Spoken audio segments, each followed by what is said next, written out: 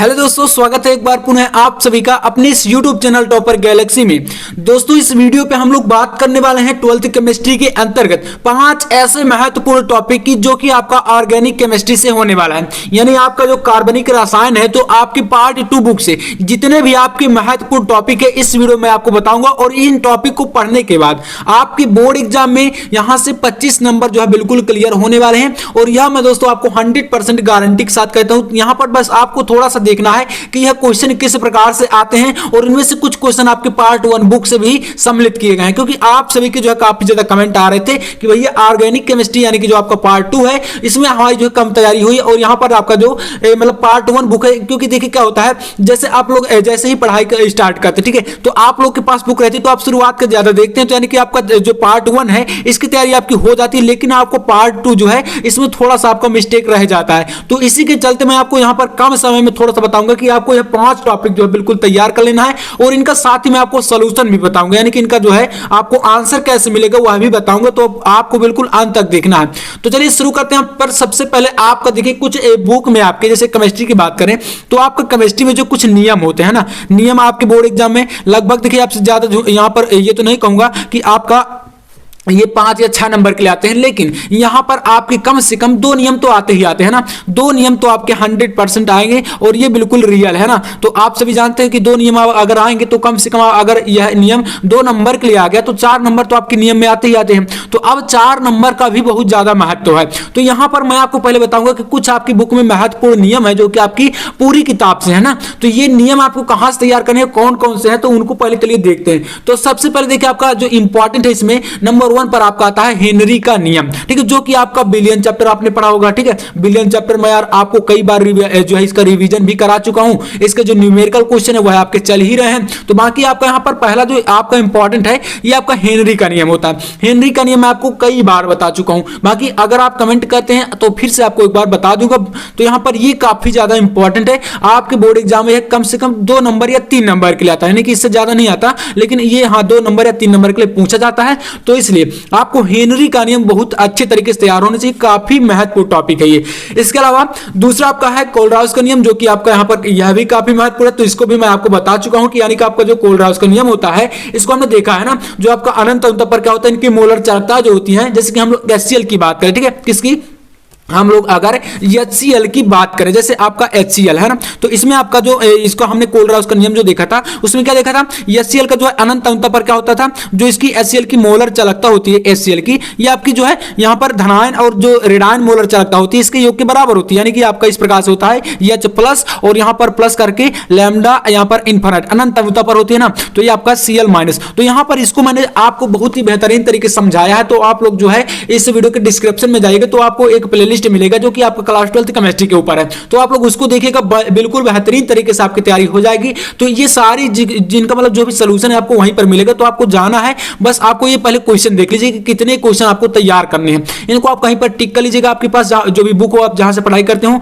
या तो आप जो है इनको कहीं पर लिख लीजिए, आपके बहुत काम आएंगे। तीसरा आपका आता है नियम के अंतर्गत हार्डी-सुलजे का नियम, जो कि यह भी काफी महत्वपूर्ण है। तो इसको भी आपको तैयार करके ही जाना है ना। इनमें से देखिए जो मैं आपको नियम बताऊंगा इनमें से आपके 100% इन्हीं के अंतर्गत आपके नियम आने वाले हैं, ठीक है, क्योंकि यहां पर मैंने जो रिपीटेड नियम है वही लिए हैं। तो चौथा आपका यहां पर देखिए क्या है, पारासंग दाब क्या होता है, और 5वां आपका ल्यूकास परीक्षण। जी हां, ल्यूकास परीक्षण यार एकदम इंपॉर्टेंट है, क्योंकि दोस्तों आप सभी जानते हैं जो आपका एल्कोहलों का परीक्षण होता है इसमें हमने क्या क्या पढ़ा था। तो यहां पर मैंने आपको एक बताया था विक्टर मेयर परीक्षण। जी हां, यहां पर एक हमने क्या पढ़ा था, विक्टर मेयर परीक्षण पढ़ा था, और जो कि विक्टर मेयर परीक्षण भी काफी इंपॉर्टेंट है। और इसके अलावा यहां पर एक आपका ल्यूकास परीक्षण होता है, ठीक है, ल्यूकास परीक्षण में ल्यूकास अभिकर्मक होता है, जिसमें क्या होता है, सांद्र आपका HCl और यहां पर H2SO4 का जो है मिश्रण होता है। तो यहां पर हमने क्या पढ़ा था, जो ल्यूकास अभिकर्मक में क्या होता है, ये सारी चीजें लेकर जो है सॉरी ZnCl2 होता है, ठीक है, इसमें आपका H2SO4 नहीं होता, ZnCl2 होता है ना। तो ये आपका ल्यूकास परीक्षण जो है काफी इंपॉर्टेंट है। इसमें अल्कोहल जो प्राथमिक द्वितीयक और तृतीयक अल्कोहल होते हैं इनका परीक्षण किया जाता है।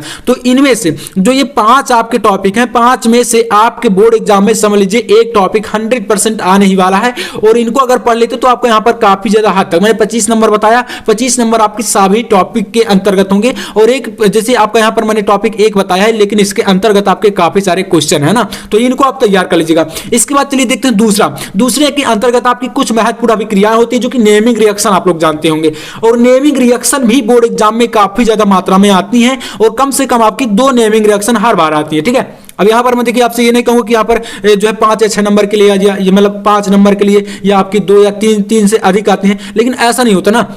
यहाँ पर आपकी नेमिंग रिएक्शन अगर आएंगी तो सिर्फ 2 नेमिंग रिएक्शन ही आती है, ठीक है। इसके अथवा में आपका IUPAC नामकरण भी आ जाता है, जैसे कि उपसार संयोजन यौगिक आपने पढ़ा होगा, उससे IUPAC करके आ जाता है, या आपकी जो है ये आ जाती है, या तो आपका क्या होता है जब ऐसा एक टॉपिक होता है वो आ जाता है। तो यौगिक परिवर्तन से भी क्वेश्चन आते हैं, बाकी मैं आपको सारी चीजें अभी क्लियर करूंगा, तो आपको बिल्कुल अंत तक बने रहना है बस। देखिए आपका नेमिंग रिएक्शन में सबसे ज्यादा जो इंपॉर्टेंट रिएक्शन यहाँ पर ली गई है, मैंने 5 रिएक्शन ली है, 5 को आपको तैयार करना है। 5 को मैं आपको अभी जो है एक वीडियो में कवर करूंगा, है ना। इसमें देखिए जैसे हमने यहाँ पर लिखा फ्रीडल क्राफ्ट अभिक्रिया क्या होती है, इसके अलावा दूसरा आपका है वुर्ज फिटिंग अभिक्रिया, ये क्या है, और तीसरा आपका है सिम्ट अभिक्रिया, है ना, और चौथा आपका कैनिजारो अभिक्रिया, और पांचवा है आपका हाफ मैन ब्रोमे एमाइड अभिक्रिया। ये 5 जो है काफी ज्यादा इंपॉर्टेंट है, ये बोर्ड एग्जाम में जो है कई बार आई हुई है। तो यानी आपका इससे बिल्कुल एकदम समझ लीजिए क्लियर है कि आपका यहाँ पर 2 रिएक्शन आने ही वाली है।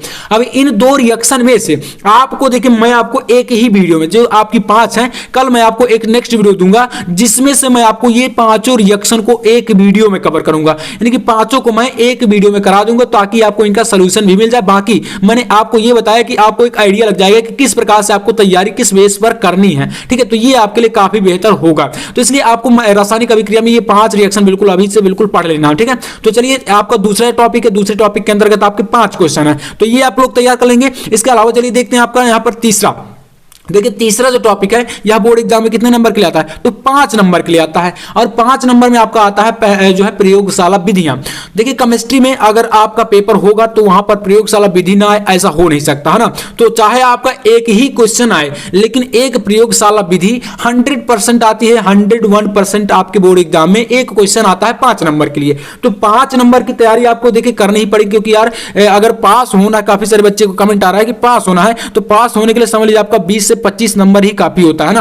तो इसलिए आपको यहां पर प्रयोगशाला विधियों में कौन कौन से प्रयोगशाला विधियां पढ़नी है, जो कि काफी बार रिपीट हुई हैं। अब ऐसे में काफी सारे टॉपिक जो है बोर्ड एग्जाम में आपका जो है नहीं आने वाला, क्योंकि जो हट गया था सिलेबस उसमें काफी ज्यादा कमेंट आ रहे थे। तो इसके ऊपर मैंने यहां पर यही लिया है कि जो आपका नहीं हटा है वो चीजें सारी यहां पर सम्मिलित है। तो इसलिए आपको परेशान होने की जरूरत बिल्कुल नहीं है, जो बताया जाएगा उनको तो आपको 100% तैयार ही करना है।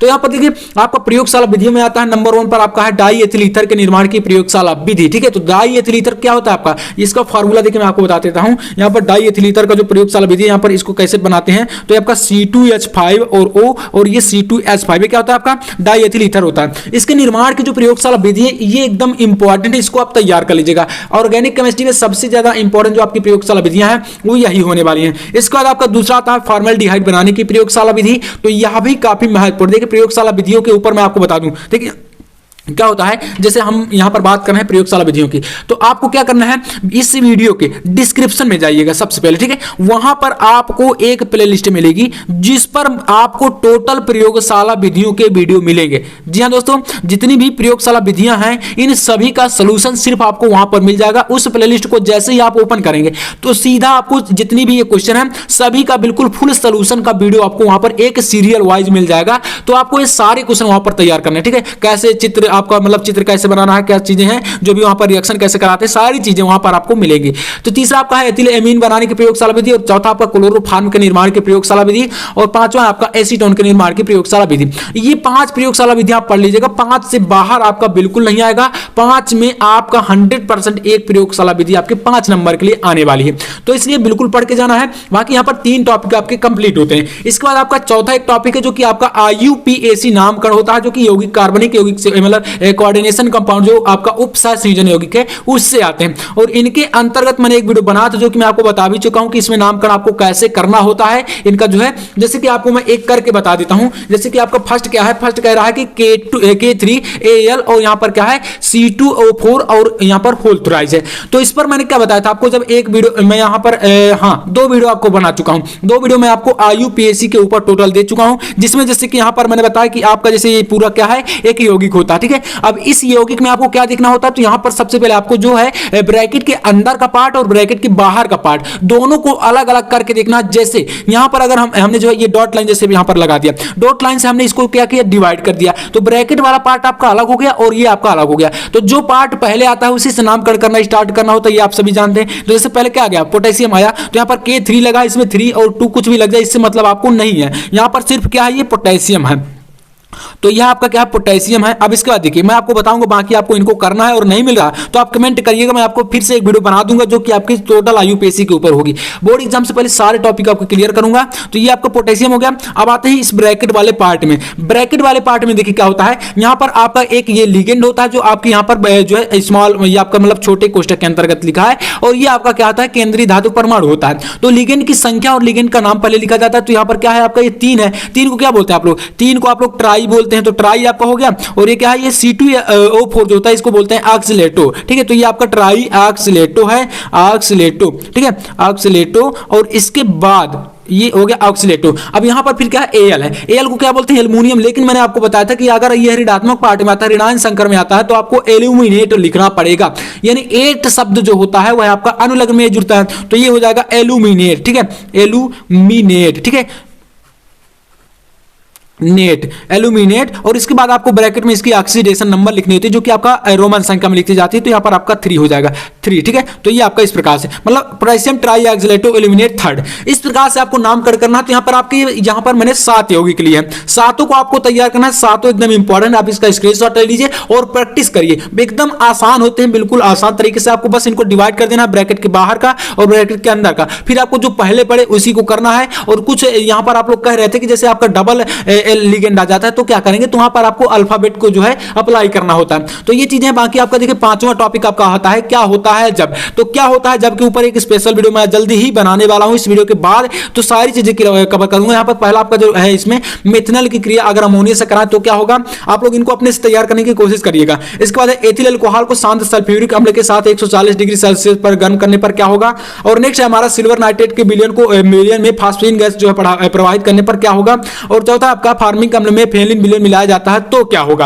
और 5वां है आपका यहां पर फॉर्मेल्डिहाइड की क्रिया सांद्र कास्टिक पोटाश से कराने पर क्या होगा।